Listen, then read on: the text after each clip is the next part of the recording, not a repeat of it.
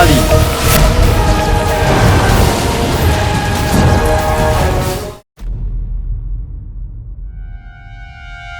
Aladdin,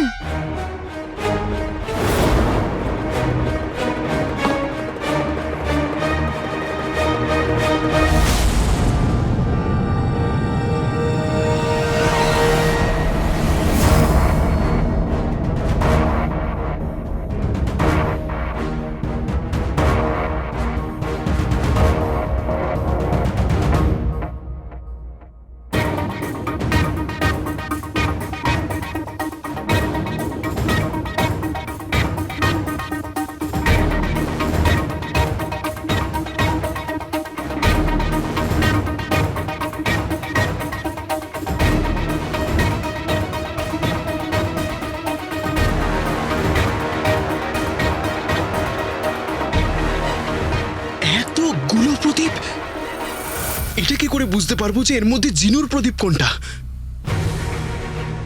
আমি আমার ভাই জিনুকে কি করে খুঁজবো? নকলচোর,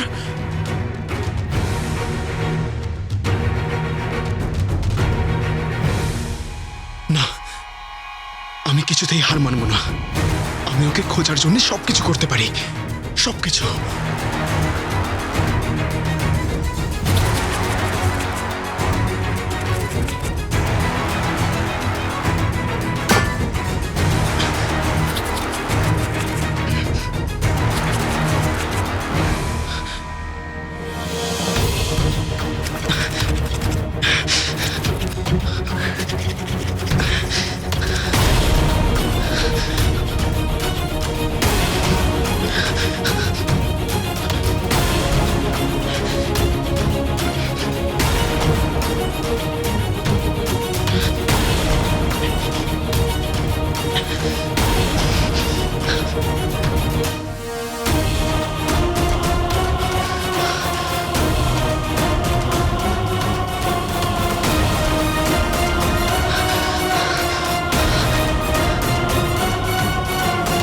হে আল্লাহ, এই ভাইয়ের ভালোবাসা তো একেবারে সত্যি, আর সত্যিকারের ভালোবাসলে তা কখনো বৃথা যায় না। হে আল্লাহ, এ যেন শেখ জিনুকে খুঁজে পায়। যেই প্রদীপটা শেখ জিনুর, সেইটার কাছে তুমি ওকে পৌঁছে দাও।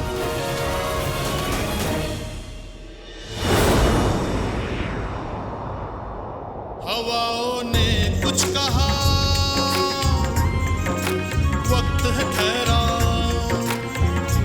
यादों के ये निशान आज भी देते बहरा बहरा बहरा।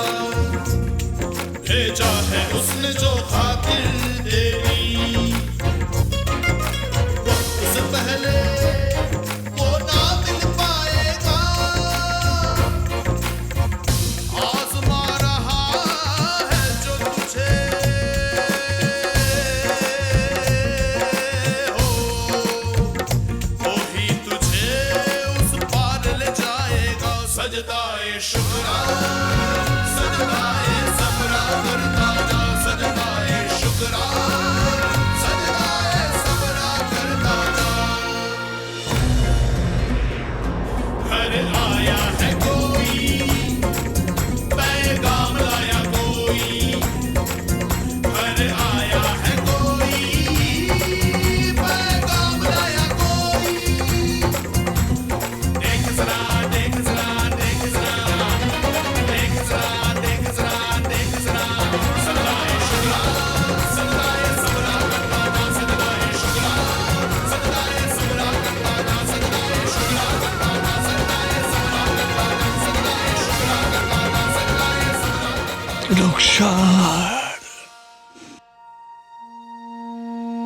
আবার বলো।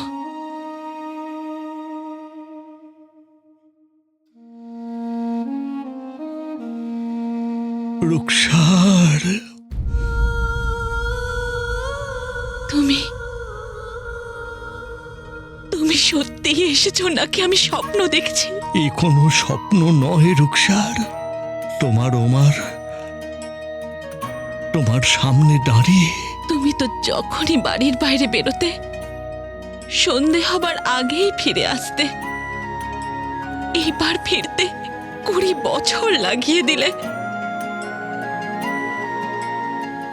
আমি জানি যে আমার জন্য তোমার কাছে হাজার প্রশ্ন আছে রুকসার, কিন্তু আমার কাছে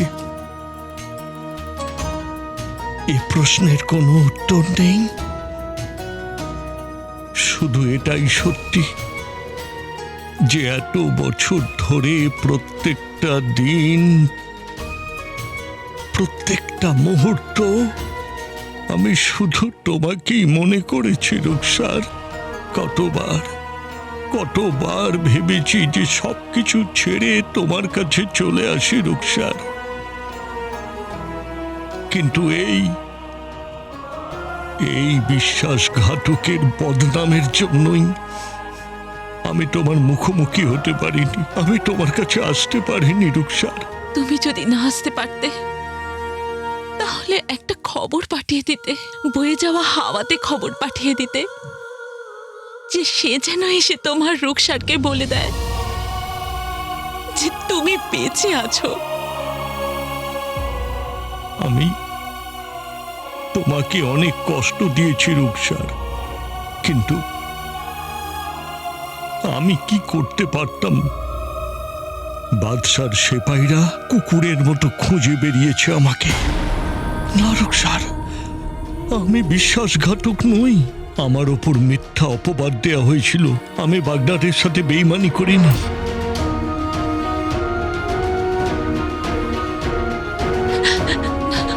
এটা তো শুধুমাত্র এক সামান্য বাদশার কথা, আর সবার উপরে বসে থাকা ওই বাদশাও যদি এসে বলতো তবুও আমি মানতাম না যে তুমি বিশ্বাসঘাতক।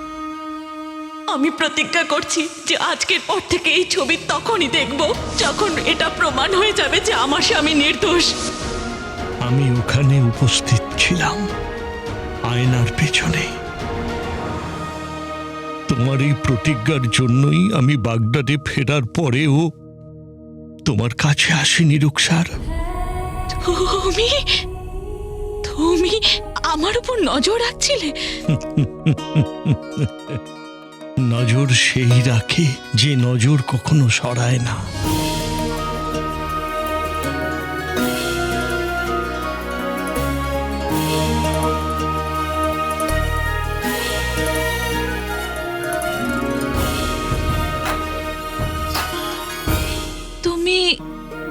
তুমি বাড়িতেও এসেছিলে? বাড়িতেও গিয়েছিলাম।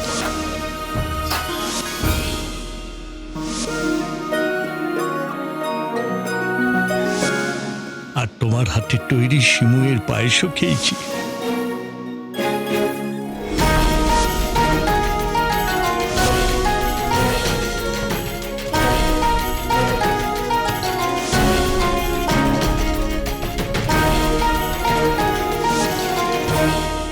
তুমি তো আমাকে অবাক করে দিলে, কিন্তু এখন আমি তোমাকে অবাক করব। তোমাকে এমন একটা ভালো খবর শোনাবো যার কোনো ধারণাই তোমার নেই। আচ্ছা, তোমরা কি একে কোথাও দেখেছো? তোমার আর আমাদের একটা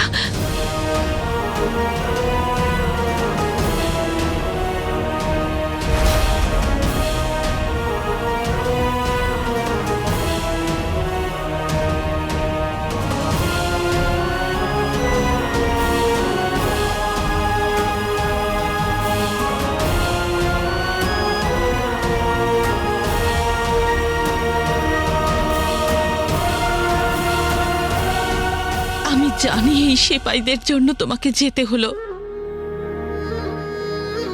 কিন্তু তুমি বাগদাদে ফিরে এসেছো, তাহলে তাড়াতাড়ি বাড়িতেও ফিরবে।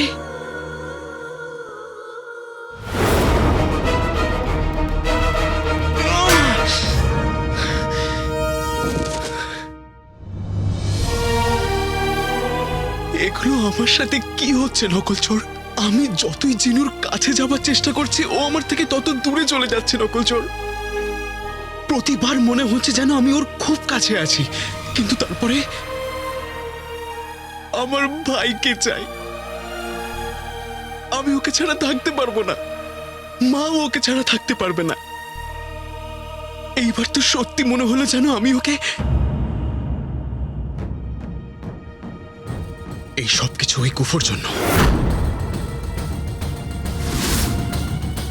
এই সব কিছু গুফো করছে, এই সব কিছু ওরই ইশারাতে হচ্ছে। গুফোর কাছে আমার ভাই জিনু আছে, আর ও তার সুযোগ নিচ্ছে আর আমাকে বোকা বানাচ্ছে।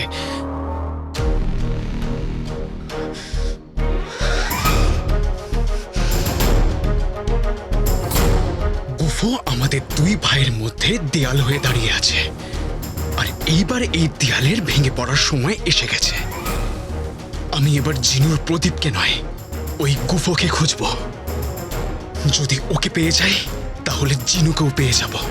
আমি গুফোকে ছাড়ব না। গুফো যা করেছে তার জন্য ও তো নিশ্চয়ই শাস্তি পাবে কালোচোর। আমরা হার মানব না, আমরা শেখ চিনুকে খুঁজেই ছাড়বো।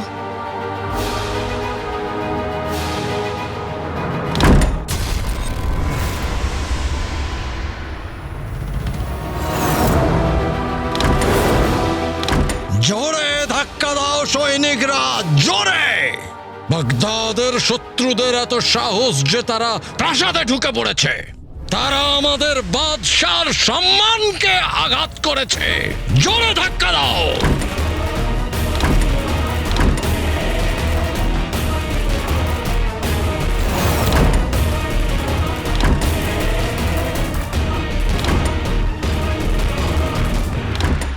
বাবা দরজা ভাঙার ব্যবস্থা করছে।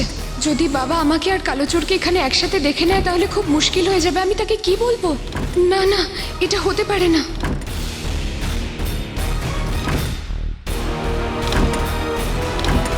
নকলচোর, মনে হয় কেউ আছে। নকলচোর, এবার কি করব? যদি আমাদের কেউ দেখে নেয় তাহলে কি করব, কি বলবো? আর আর আমার জন্য তুমিও ফেসে যাবে। কিছু তো করতে হবে নকলচোর, আমাদের এখান থেকে বেরোতেই হবে। না না না না, আমাকে আমাকে কিছু করতে হবে। উনি আমাদের একসাথে দেখতে পারেন না। একসাথে দেখতে পারে না মানে?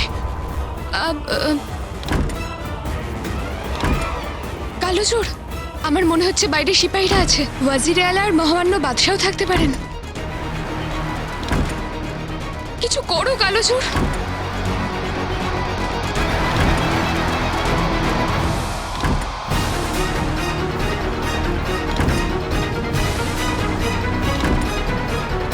আরে এই কিমার পর যদি কিছু মিষ্টি পেতাম। রূপসার নিশ্চয়ই কিছু বানিয়েছে। দেখি কোথায়। বেগম, গোলাপ জাম। এই মোটা মানুষ, আমার মতো রোগা মানুষটাকে গোলাপ জাম খেতে দে।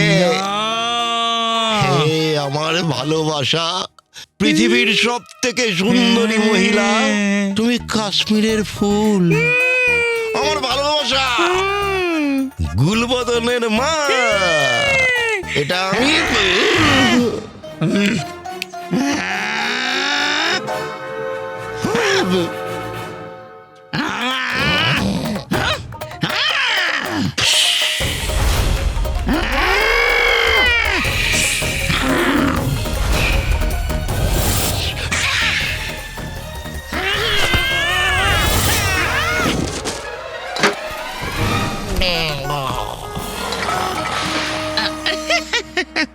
সোনার আশরফির দিব্যি, ছেঁটার কাঠির মতো দেখতে আর জানোয়ারের মতো স্বভাব। এবার এগুলো পরিষ্কার করো। রুকসার যেন জানতে না পারে যে আমরা এখানে এসেছিলাম। আমি বাড়ি যাচ্ছি গোলাপ জামটা নিয়ে। বেগম, বেগম, বেগম, আমাকে উঠিয়ে যাও।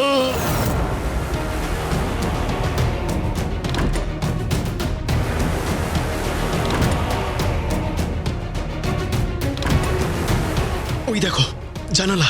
এসো এসো নকলচোর।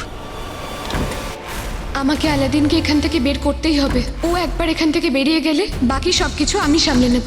বাবাকে কিছু একটা বলে বুঝিয়ে দেব।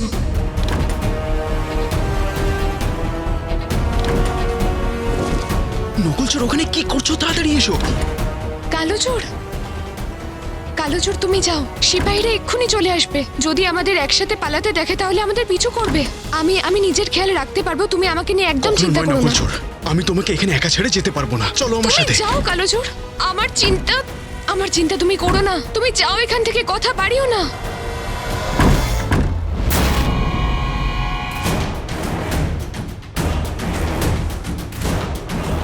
আসুন মহামান্য বাদশাহ।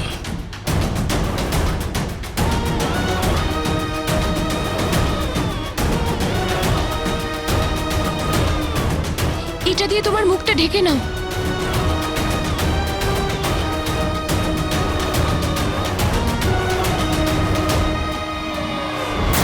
যাও কালোচোর, যাও।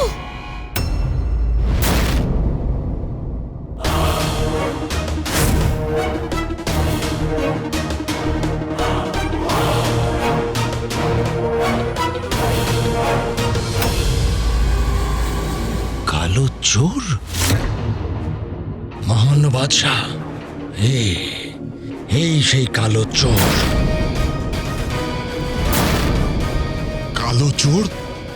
বাগদাদবাসী অনেক সহ্য করেছে এই কালো চোরের আতঙ্ক। সৈন্যরা গ্রেপ্তার করো ওকে।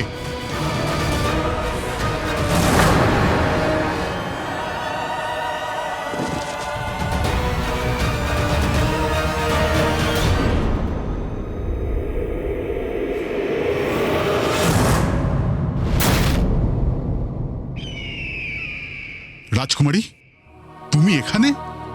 আমি কিছু মনে করবেন না, কিন্তু আপনি এখানে কালো চোরের সঙ্গে কি করছেন? তুমি আমাকে প্রথমে এটা বলো, তুমি ঠিক আছো তো? ওই কালো চোর তোমার কোনো ক্ষতি করেনি তো? না না বাবা, আমি ঠিকই আছি, তুমি একদম চিন্তা করো না।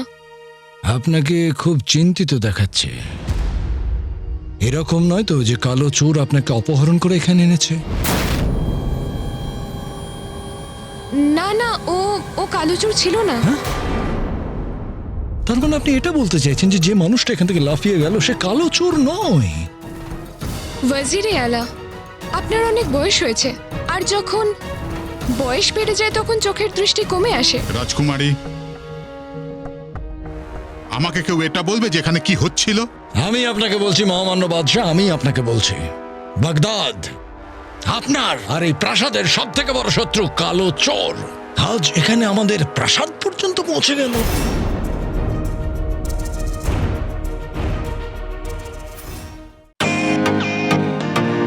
ওয়েলকাম টু বিটেন ওয়ার্ল্ড।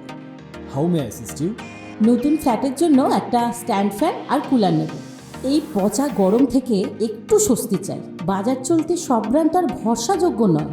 তার জন্য তো আমাদের ফ্যান আছে, all purpose bullet table fan, ceiling fan. আমাদের সিলিং ফ্যান কিন্তু 30 মাসের ওয়ারেন্টি সহ পাওয়া যায়। আছে ফারাটা 2 বছরের ওয়ারেন্টি, 17 থেকে 20 মিটার এয়ার ফ্লো, মধ্যবিত্তের সাধ্যের মধ্যে একমাত্র ভরসাযোগ্য ব্র্যান্ড বিটেন। আমাদের কুলারের কিন্তু অনেক range, 45 litres, 50 litres, 70 litres, 90 litres, 110 litres. Honeycomb সহযোগে বিটেনের সব কুলারের ওয়ারেন্টি 1 বছর। চেনা হাওয়ায় অচেনা অনুভূতির জন্য একমাত্র আদর্শ বিটেন। গরমে স্বস্তি পেতে বিটেনের ফ্যান হোক বা কুলার আজই আনুন বাড়িতে। Beaten, digitally years. আসর ফির নেশা খুব বাজে নেশা, যতই থাকুক কমই মনে হয়। এই যে নাজো আর বানো, লজ্জা পেও না, এসো এসো এসো, তোমরা এসো এসো। দেখি আজ আমার গুল্লু সোনা কাকে নিয়ে এসেছে। এই দেখো, এইটা হলো গুলবদনের দোকান, পুরো বাগদাদে। এর থেকে মূল্যবান, এর থেকে দামি, এর মতো সুন্দর কোথাও পাবে না। সব জিনিস এত দামি, কিছু সস্তার পাওয়া যাবে না? আছে তো, তোমাদের দুজনের যেটা পছন্দ হবে তুলে নাও। এটা আমার তরফ থেকে বন্ধুত্বের উপহার, আর উপহারের কোনো মূল্য হয় না। তুলে নাও, তুলে নাও, নিয়ে যাও। উপহার? সোনার আসর ফির দিব্যি, এটা নাজনীনের দোকান। আর ছাড়ো। আর তোমরা দুজন গরিব দাসী, হ্যাঁ? চামচ কেনার ক্ষমতা নেই আর দামি জিনিস কিনতে এসেছো? যাও, বেরো এখান থেকে। ওর দিকে তাকাচ্ছ কেন? যাও। আরে আরে নাজু বানু, নাজু বানু, আমার কথা শোনো, নাজু বানু, আমার কথা তো শোনো। মা, তুমি আমার এত ভালো বান্ধবীদের তাড়িয়ে দিলে। গুল্লু আমার শোনা, আমার কথা শোন। আরে বস না। আরে আমার চাঁদের কণা, এখন তুই সাধারণ লোক নোস, তুই ওয়াজিরে আলার বিশেষ সেপাই। তোর পদ অনেক বড়, তোর অনেক শক্তি। আর শোন, যে শক্তিশালী হয় না সে উপহার দেয় না, উপহার নেয়, তাও বিনামূল্যে। বুঝেছিস? না, বুঝতে পারিনি, বোঝাও। আয় আমি তোকে বোঝাচ্ছি। আজ থেকে তোর বদমাইশি বুদ্ধির শিক্ষা শুরু। আর প্রথম শিক্ষা এটাই যে তোর উপহার পাওয়া উচিত, তুই উপহার নিবি।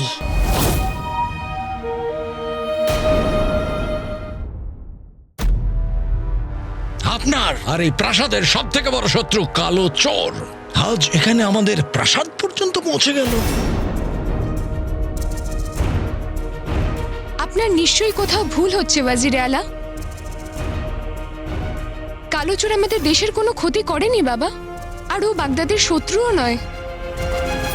আর যতটা আমি ওর ব্যাপারে শুনেছি, বাগদাদের জনগণ ওকে খুব ভালোবাসে। দরিদ্ররা ওকে তাদের ভগবান মনে করে। আর এটা জানা তোমাদের জন্য খুবই জরুরি যে যে ব্যক্তিকে তোমরা এখানে দেখেছিলে সে কালো চোর ছিল না। আর আপনি এতটা বিশ্বাসের সাথে কি করে বলতে পারেন যে ওই কালো চোর ছিল ওয়াজিরে আলা? মুখোশের আড়ালে থাকা মানুষ জনগণের ভগবান হয় না রাজকুমারী। আর বাগদাদের জনগণ এই ব্যাপারটা জানে রাজকুমারী, যে কালো চোর নিজের অতীত আর নিজের পরিচয় নিজের মুখোশের আড়ালে লুকিয়ে রাখে। লোকেদের মনে যে বাস করে সে চোর হয় না ওয়াজিরে আলা। সেটা ভুল, আর ও যে যে কাজ করছে সেগুলো সব ভুল। আপনি ওর সম্বন্ধে ভুল ধারণা পুষে রেখেছেন। আপনারা দুজন এটা ভুলে যাচ্ছেন যে আমি আপনাদের সামনে দাঁড়িয়ে আছি। মহামান্য বাদশাহ, আমি তো এটা বুঝতে পারছি না যে রাজকুমারের কালো চোরকে এত গুরুত্ব কেন দিচ্ছেন। আপনি একটা কথা বলুন, বাগদাদের শত্রু, এই প্রাসাদের শত্রু, আপনারও তো শত্রু হলো। ওয়াজিরে আলা, আমি রাজকুমারী, তুমি কি আমাকে এটা বলবে যে তুমি এখানে কেন আর কার সাথে এসেছো? বাবা, আমি তো শুধু আমি আমি আমি তো শুধু প্রাসাদে গুপ্ত দরজা দেখতে এসেছিলাম, আর সেটাই খুঁজতে খুঁজতে আমি এখানে চলে এসেছিলাম। যদি এই ব্যাপারটা তুমি আমাকে বলতে পারতে, আমি তোমার সাথে আসতাম। এরকম ঝুঁকি নেওয়ার কি দরকার ছিল তোমার? হ্যাঁ বাবা। ওয়াজির আলা, ওই ব্যক্তি কালো চোর কি নয় সেটা আমি জানি না, কিন্তু আমি এটা জানি ও একজন অপরাধী। ও লুকিয়ে প্রাসাদের মধ্যে ঢুকেছে। ওই অপরাধীকে আপনি কাল হাত কড়া পরিয়ে আমার রাজদরবারে নিয়ে আসবেন। যথা আজ্ঞা বাদশাহ।